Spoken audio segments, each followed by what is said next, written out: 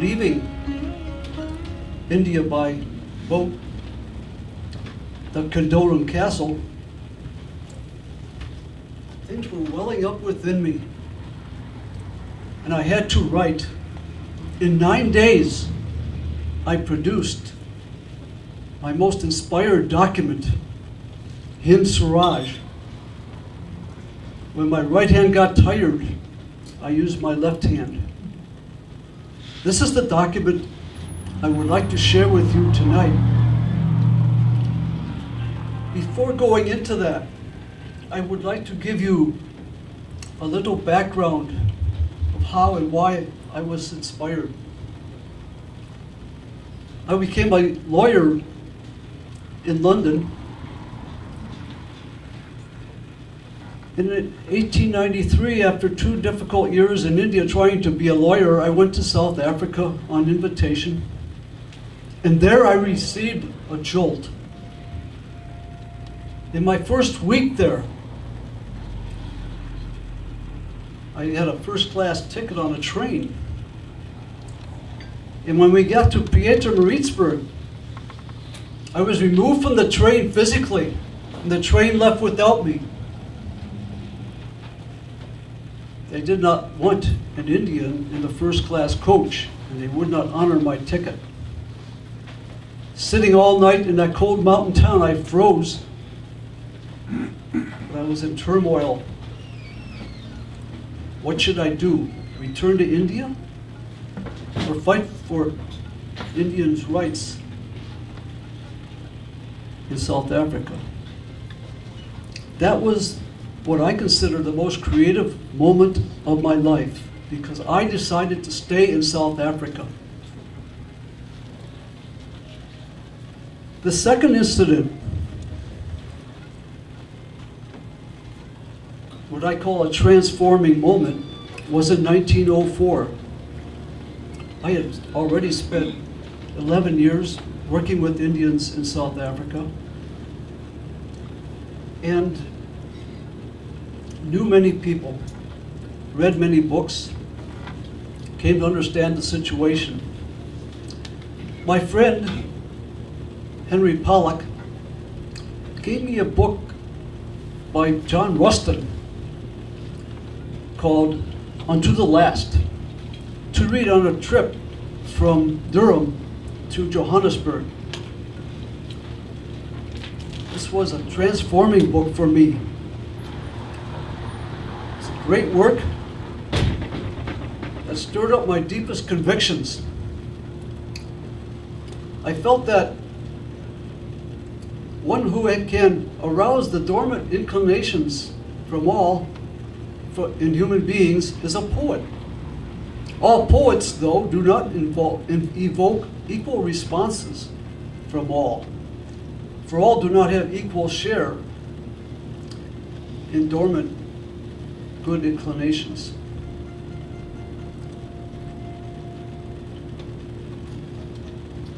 Long after reading this book and reflecting on it, I came to 3 understandings. The good of everyone, the good of the individual, is contained in the good of everyone. The second was, everyone's work is equally precious because every person is equal in dignity. And the third, a life of labor, like the life of a tiller of soil or the life of a handicraft worker, is equal in dignity. These were the learnings that I had after coming to Johannesburg. Immediately, I put these ideas into action. I formed the Phoenix community, where all my associates and family moved to live this life that we had been inspired by. not only did I get moved by John Ruskin, but people like Henry David Thoreau, Tolstoy, Edward Carpenter, and many others from the East and from the West contributed to the application of these ideas. The third incident I want to share with you before 1909, when I wrote In Swaraj, is 1906, September 11th, 1906. There, the people in the colony in South Africa printed new regulations controlling the movements of Indians. We were greatly incensed. Better to die than to submit to these regulations. Violence was in the air.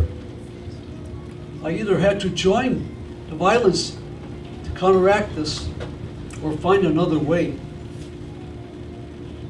Thus was born the nonviolent equivalent to war. At the Grand Imperial Theater, 3,000 Indians pledged themselves, took an oath in God's name to not cooperate. I felt, let them throw us in jail if they want. This was called passive resistance. We went to jail many times in South Africa. Changed the name later to Satyagraha. Cling to the truth. Live by the truth. Satya is an important word to me. It means truth, reality, that which is. For me in my life, I said God is truth. I later changed that to truth is God. This reality is the deepest root of belief that I have, which I clung to all my life. It is the core power behind nonviolence as I understand it. So you can see I had taken a long journey before 1909 in South Africa, before I developed In Swaraj, living this way as best I could.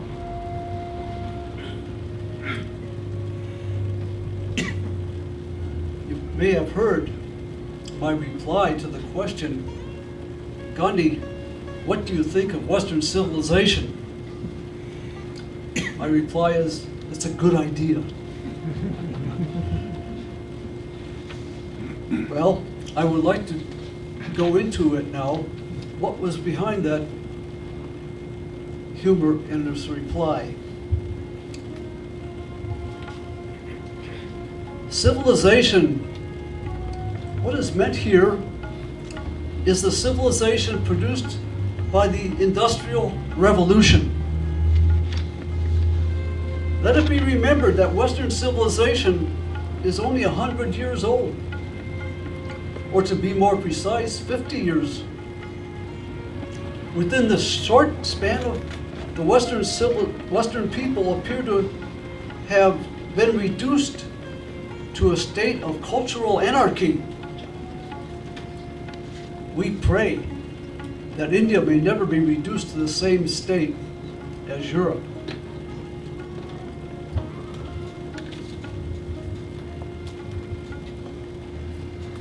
In 1909, I wrote to my friend Henry Pollock,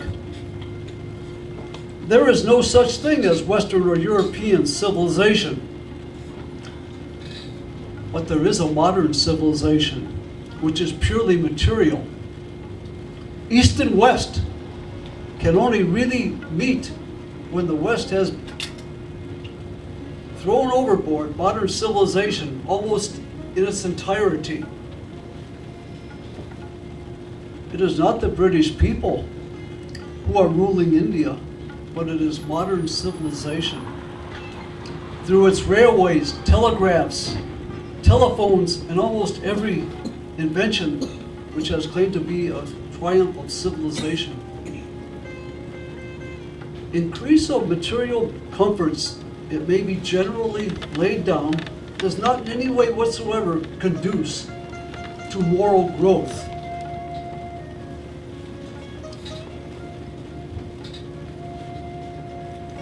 Then later, in 1945, I said, my experience has confirmed the truth of what I wrote in 1909. If I were the only one left who believed in it, I would not be sorry. For I can only testify to the truth as I see it. It does not frighten me that the world seems to be going in the opposite direction. For that matter, when a moth approaches its doom, it whirls around faster and faster until it is burnt up. It is possible that India will not be able to escape this moth-like circling.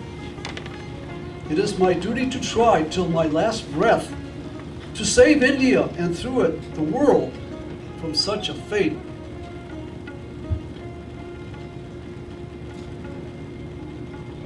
And then I wrote to Mr. Weiberg, I have rejected modern civilization in toto because its roots are rotten. It is possible to admit that it might have some good elements, but I have weighed the civilization in the scale of morality.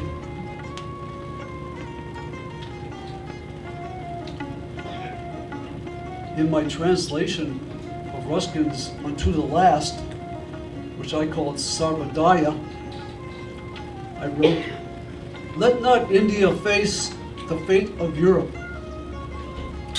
The populations of European countries poised to pounce on one another are holding back only because they are engrossed in replenishing their stocks of armaments.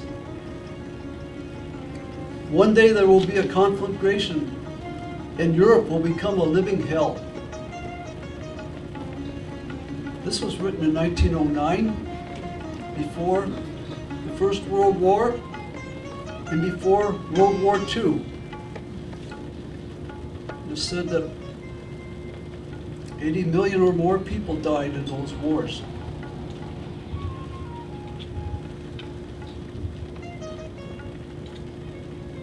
These things may be hard, but I must share my views and let you think about them. So there are two main objections to modern civilization from my point of view. First one, it worships the body more than the soul and is prepared to sacrifice everything for its glorification.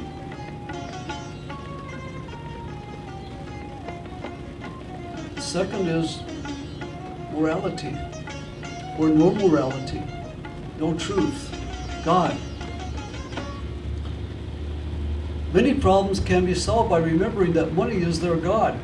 The civilization takes note neither of morality nor of religion. In Siraj, I wrote, the tendency of Indian civilization is to elevate the moral being. That of Western civilization is to propagate immorality. The latter is godless. The former is based on the belief in God. I must make note for you that I respect and love the British people. But modern civilization tore them down in my mind and experience. It has corrupted basically good people. Also, throughout my life, I admired the British Constitution. It moved me. So in Hind Swaraj, I have three main areas for your consideration. Swaraj, Swadeshi, and Sarvodaya. Swaraj means mind direction. It means ruling oneself through the use of the mind, living one's duty through mental practice and work and development. I went to my inner voice and found it. In every time of difficulty or change or confusion, I would go to my inner voice. Here is what I wrote in his Swaraj. It is Swaraj when we learn to rule ourselves. It is therefore in the palm of our hands. Do not consider this Swaraj to be like a dream. Here there is no idea of sitting still. The Swaraj that I wish to picture before you and me is such that after we have once realized it, we will endeavor to the end of our life to persuade others to do likewise. But such Swaraj has to be experienced by each one. In his Swaraj I wrote, we notice that the mind is a restless bird. The more it gets, the more it wants. It still remains unsatisfied. The more we indulge in our passions, the more unbridled they become.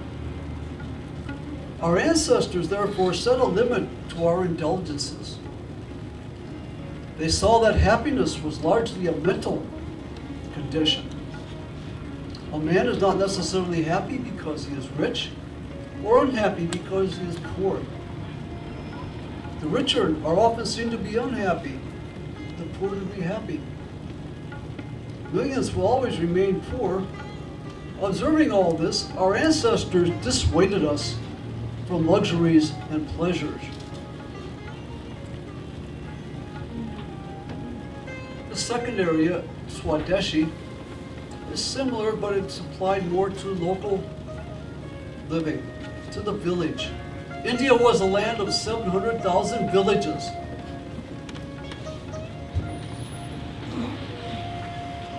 Thousands of years old, in many cases, well settled, well developed.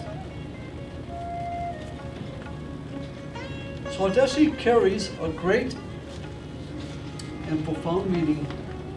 It does not mean merely the use of what is produced in one's own country. That meaning is certainly there.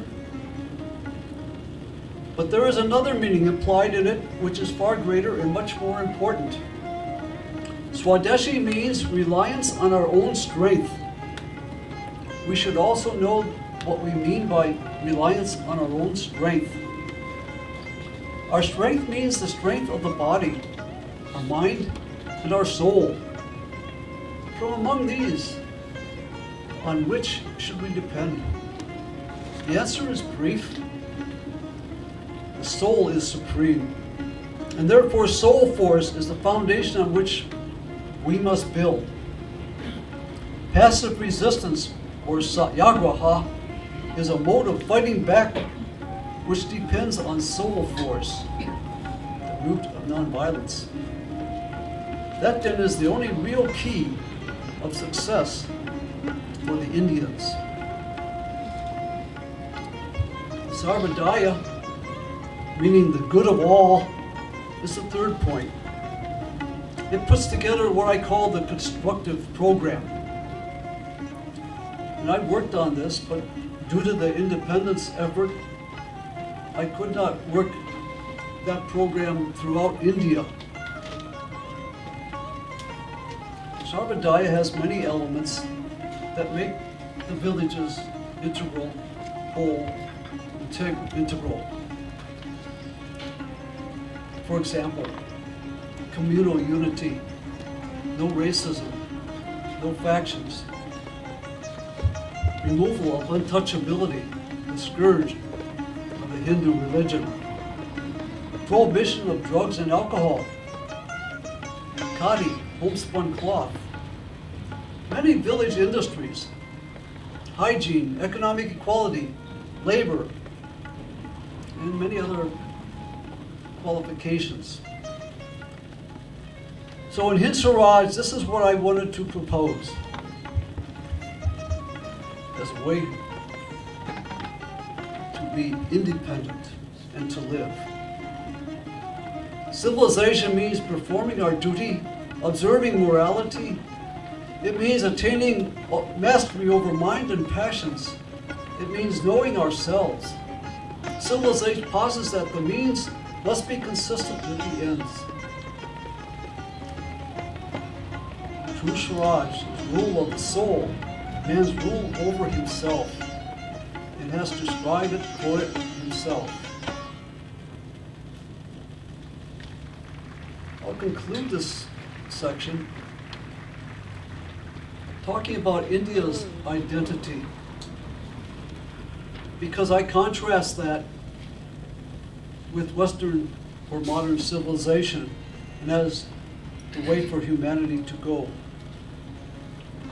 I have been saying that if untouchability stays, Hindustan goes. Even so, I would say that if the villages perish, India will perish too. It will be no more India. Her own mission in the world will get lost. The revival of the village is possible only when it is no more exploited. Industrialization on a mass scale will necessarily lead to passive or active exploitation of the villages, as the challenges of corruption and of competition and marketing come in. Therefore, we have to concentrate on the village being self-contained, manufacturing mainly for use. Provided this character of the village industry is maintained, there would be no objection to villages using the modern machines and tools that they can make and maintain and can afford to use. Only they should not be used as a means of exploitation of others.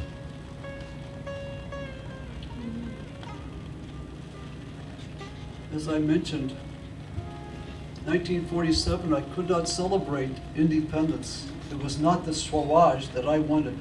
I went to Calcutta. Nonetheless, the vision of Hind Swaraj is my vision. We have much work to do if we are going to live that. This is my presentation, my message to you tonight.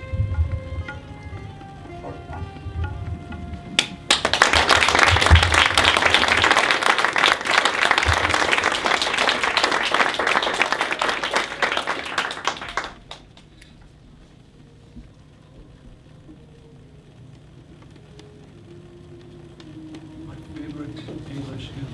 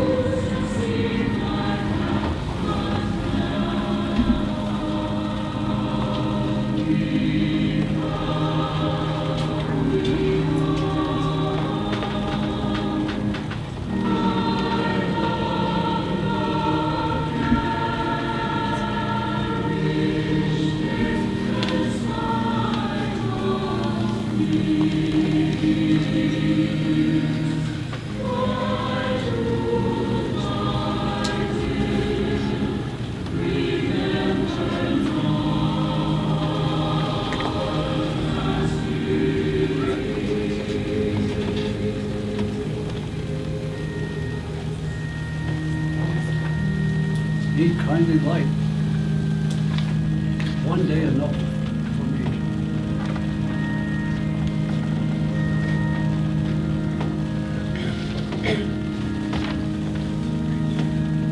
I speak to you now as Bernie Meyer, called the American Gandhi. I want to offer to you my application, my take on Hind Swaraj and Gandhi's vision for today, for this century. I put these on because I was given these various shawls in India. This one's from the World Peace Center, this one's from the World Peace Center, and others are from other places. You need to use the mic. Can I use the mic? Sure. Thank you for reminding me. How do you keep this thing up?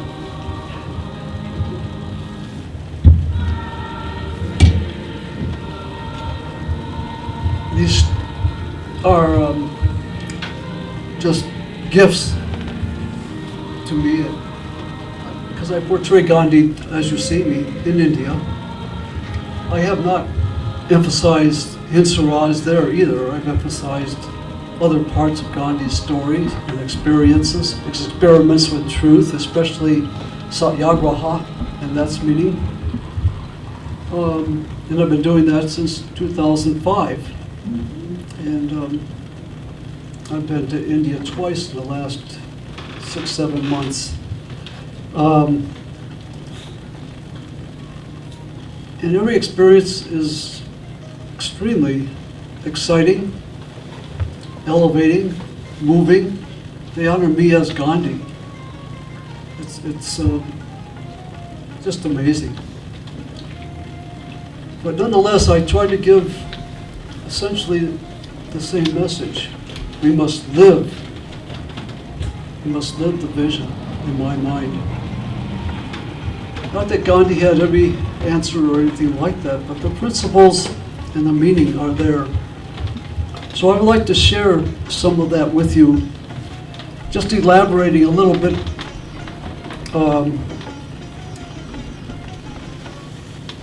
on this, what I have just said from Hind Swaraj. Is Gandhi passé? Gianni Sofri, in his book Gandhi in India, wrote, "In independent India, Gandhi was simultaneously beatified and forgotten."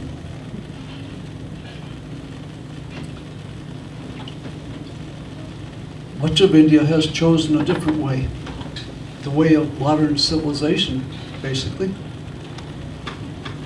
Corporate development and technology was Nehru's choice. From a socialist standpoint, Gandhi chose Nehru. Nuclear power and weapons are being fostered headlong, full force in India now. India passed a bill recently that protects the United States corporate interest from any liability due to damage on India's soil. It's something like the bill that was passed in the United States.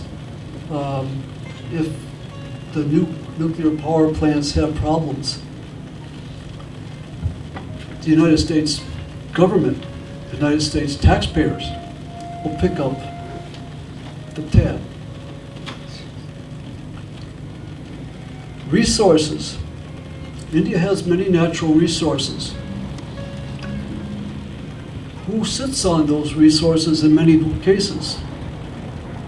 The tribal people who have been there for thousands of years. Arundhati Roy wrote about this in her latest book, Field Notes on Democracy. She also had an article where she went and lived with the Naxalites, who are Marxist in orientation, but they're basically tribal people. And she titled the article, "Gandhi with Guns." When I was in Ahmedabad at the a conference, I met a man named Felix Patel. We exchanged books. His book was Sacrificing People. I have a copy over there. Invasions of a Tribal Landscape. These tribes basically live in the forest, in the rural areas. Many of their villages are on land that they've been living and farming in a forest-type way for centuries, if not thousands of years. Bauxite is 9 meters thick on tops of mountains. When the rains come in the summertime, the water is stored in bauxite. And then in the dry season, that water gradually runs out, enabling the people to drink, water vegetation, to live. These people are now being removed by corporate and government powers so that the bauxite, which makes aluminum, can be mined and be taken. So this is the India, that I'm becoming aware of and experiencing, that speaks so much to what we need to do in our world. One of my teachers, starting in '58 when I was in seminary, 1958, was Thomas Merton. He wrote a book, which I have over there, Gandhi and Nonviolence. And he opens the book with statements: the white man went into Africa, Asia, and America like a one-eyed giant. The one eye is based on modern science, measurement, development from a material standpoint. He uses the term dominance without understanding. Not understanding the white man, not understanding the peoples, the tribal peoples in so many places, the indigenous peoples. Merton, in this book, quotes Gandhi. It's a tremendous introduction to this book. I'm just going to touch it very briefly here. Non-cooperation is a protest against an unwitting and unwilling participation in evil. This is Gandhi speaking, quoted by Merton. The government schools have unmanned us, rendered us helpless and godless. They have filled us with discontent and provided no remedy for the discontent and have made us despondent. They have made us what we were intended to become, clerks and interpreters.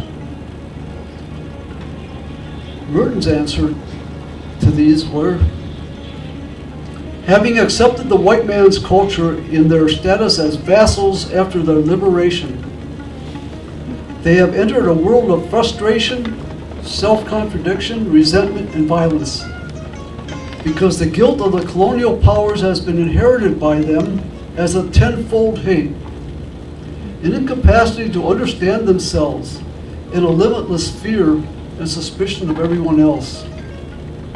This is neither liberty nor civilization.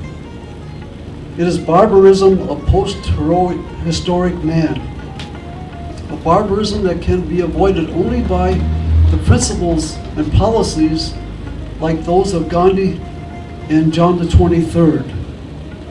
John the 23rd was a pope of the Roman Catholic Church. He wrote a Peace on Earth that oriented me as a young seminarian in 1963 to a vision similar to Gandhi's. If I had time, I would read more of Merton from my book, which is back there for sale. There's quotes from Merton and others about these. People like Ivan Illich taught me.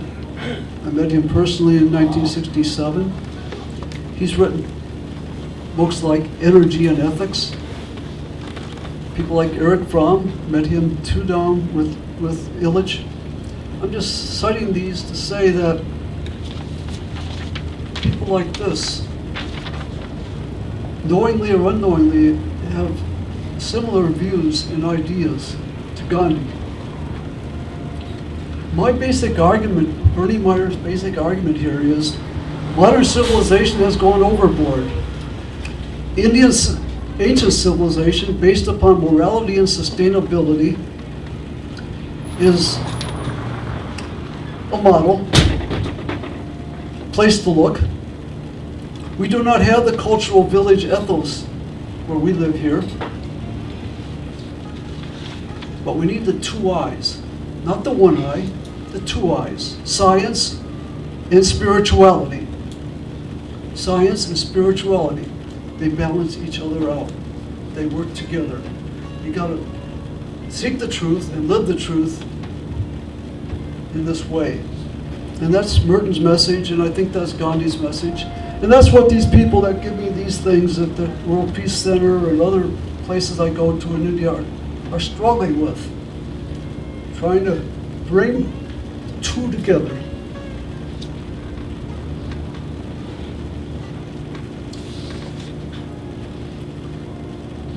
I want to share a little bit of my own experience, because I don't get all my reading from books.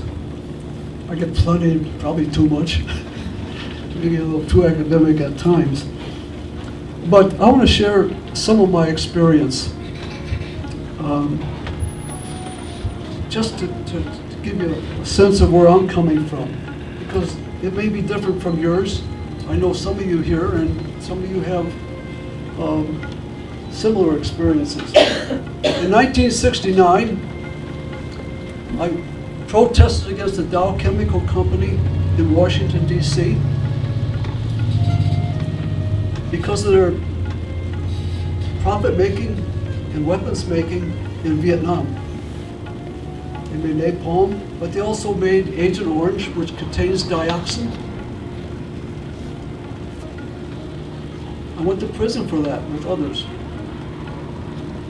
Last year was the 40th anniversary of that event, and I went to Vietnam, and I saw the victims of Agent Orange there. Not just Vietnamese victims, but American victims and European victims, warriors who fought in the Vietnam War, were there working with the Vietnamese to take care of them. This is a book by Philip Jones Griffiths about Agent Orange.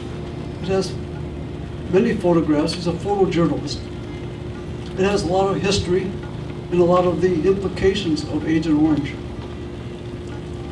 Agent Orange, as I said, contains dioxin, one of the most lethal chemicals that humans have developed. More chemicals were dropped on South Vietnam than any place ever. The third and fourth generations now are being victimized by it. I encourage you to look at pictures of that. But it's not only there. We all have dioxin within us because it's so mixed up. And even here, this is what this issue, April 9th, 2010, a few weeks ago. Contamination reemerges in the port. Dioxin, right out here in the port of Olympia. They dredged the canal for the boats, but they didn't dredge it to get all the dioxin. And now this article says it's slipping, merging into the channel. They don't know how much. It's very deadly material. Just a few grams of it put into Manhattan's water source would eventually kill all Manhattan people if they imbibed in it. So it's a serious thing. Another experience I had was when I walked from Scotland to London, 2007. I walked like this because I wanted to say as dramatically as I could that we need to address nuclear weapons, climate change, what the effects of peak oil, and so on. We walked along the coast, and I wish I had time to tell you stories about this. I'll tell you just a little bit. One place is Sellafield. It's a nuclear power and processing plant. And they have been releasing low-level nuclear radiation into the Irish Sea, making it one of the most radiated bodies of water on Earth.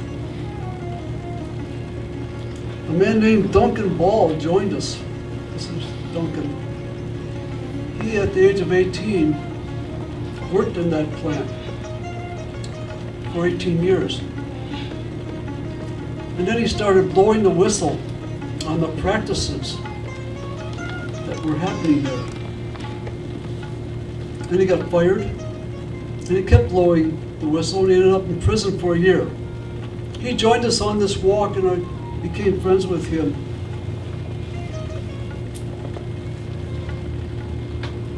One day, we were heading for a bridge to go to his town, trying to make a long trip a little shorter. We walked 15 or 20 miles a day. And the bridge was out to cross, so we had to get across the stream into tide flats. And so there's only a creek running through it. And the walkers, including me, tried to get through this without getting any radiation on us, because there were signs all over the place about how radiated the area is. Well, we were most afraid of getting wet. We thought that's where the radiation was. But I found out after getting home that the radiation was attached to the sand pieces.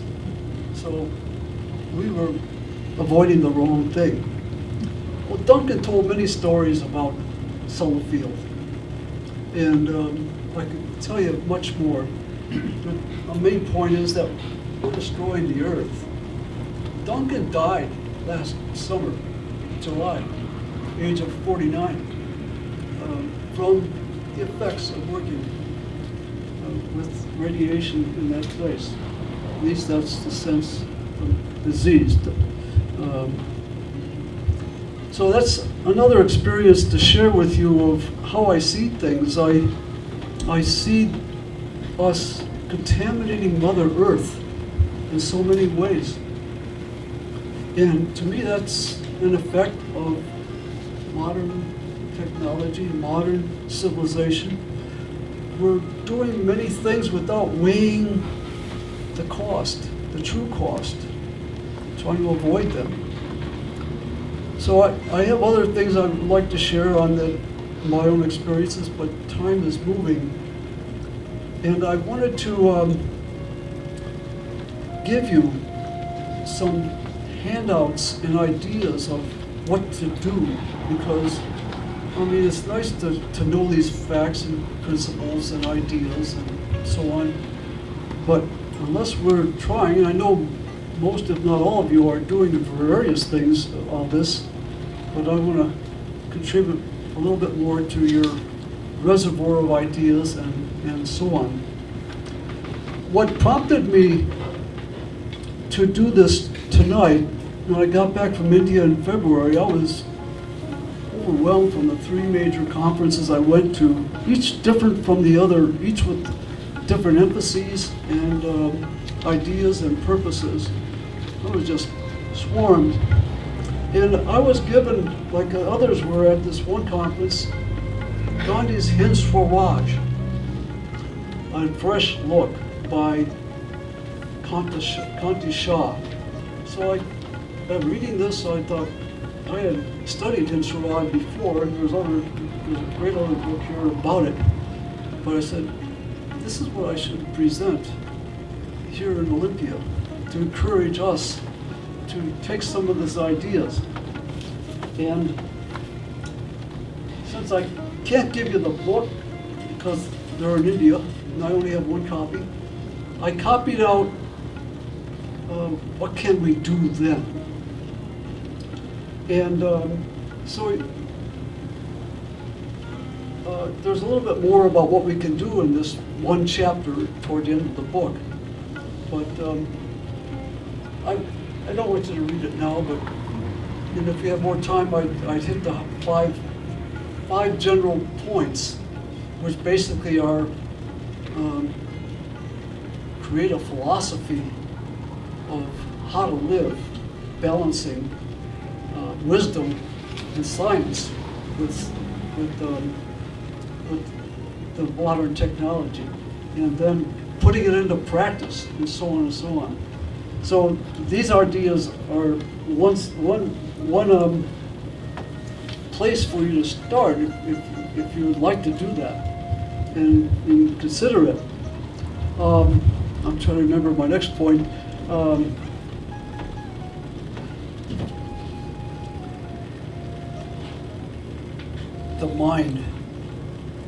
The mind in our civilization. Remember I mentioned Swaraj, the meaning of the mind? Well, there's a wealth of resources, not just in India where I've been, but here on dealing with the mind. And I'm learning more all the time. I never studied biology in school, but I've been studying neurobiology and so on.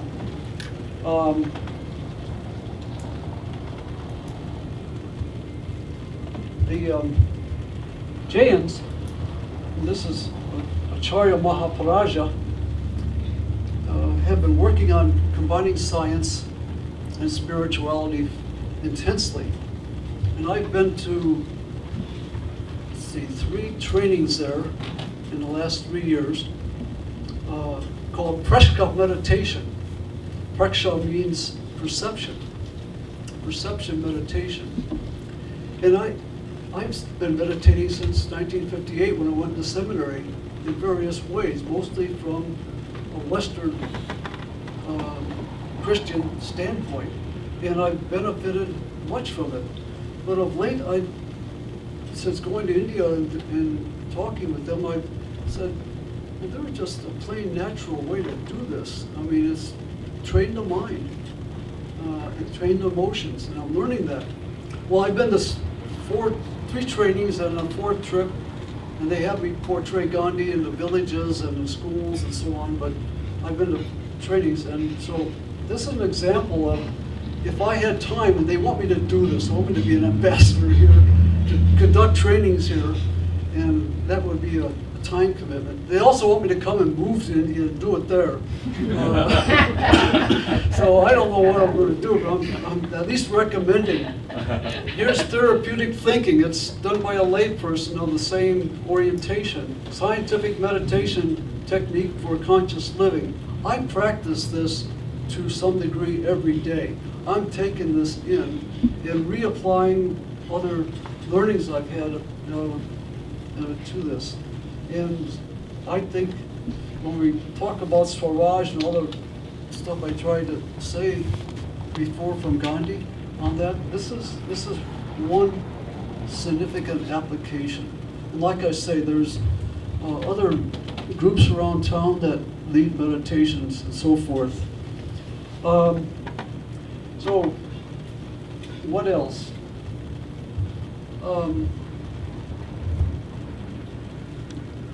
There's a book that's not even out yet. It's going to be out any time in May, called On Gandhi's Path by Bob Swan. Work for Peace and Community Economics by Stephanie Mills. I got a handout here for this book, and I've read the first 3 chapters. A high school teacher of mine put me onto this a couple weeks ago.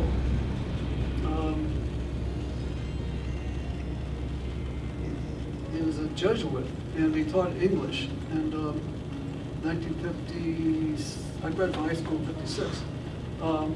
So he just happened to move out here a few years ago, and we established contact. Anyway, Bob Swan was a war resistor during World War II. He served a couple of years in prison. And his story is about coming in touch with this new way of living locally. And that's part of my message, which I have not mentioned, but many of you I'm sure are familiar with this. The effects of peak oil are going to make us live more locally in the next, over this century. Transportation is going to be curtailed in many ways. Food production is going to have to be local because we won't have the same thing. And I know I'm saying things that if you haven't studied this, it won't mean too much to you, but I'm emphasizing live locally. And that's what Bob Swan's book is about. It's about his life of developing, starting with his study in prison and after prison, of developing housing and other ways of living locally. It's a story about his life, but as Stephanie Mills says, it's also a how-to type thing and a how-to orientation. So, Molly, would you mind passing that around? I'm just suggesting the book. Books are, there's so many books, but some of them are more important than others.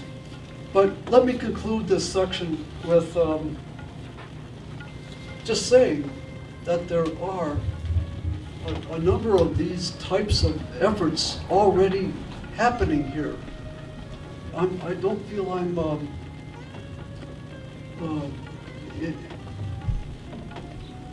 duplicating in the sense of giving you something that is so new that it ignores what's happening here. Transitions, there's Diane back there with Transitions. It's a local group working on a process of transitioning from modern technology that's gone askew, gone wild, to something that's sustainable, doable locally. There's other groups, farm groups, that meet about organic farming and food production. I think GRUB is a tremendous program to train young people to produce food.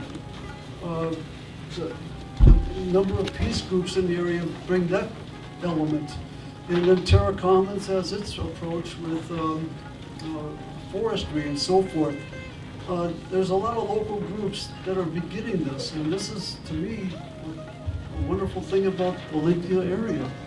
And I'm just saying, let's do it. Let's concentrate it. Let's pull these various strands and work more and more together about this. I brought Lester Brown's book here, Plan B4. It's not a Gandhian book. This is taking what Lester Brown knows about modern technology and trying to make it sustainable. And the main point I want to mention about this, in addition to recommending the book for both analysis of what our situation is, what human situation is on Earth in terms of natural resources and survival in this century, but his point, which others make also, we cannot go on that this is business as usual. We have to get past business as usual. And how do we do that? We're also busy. That's a good question. But I think we just got to realign how we use our time, focus, and pray for the best results.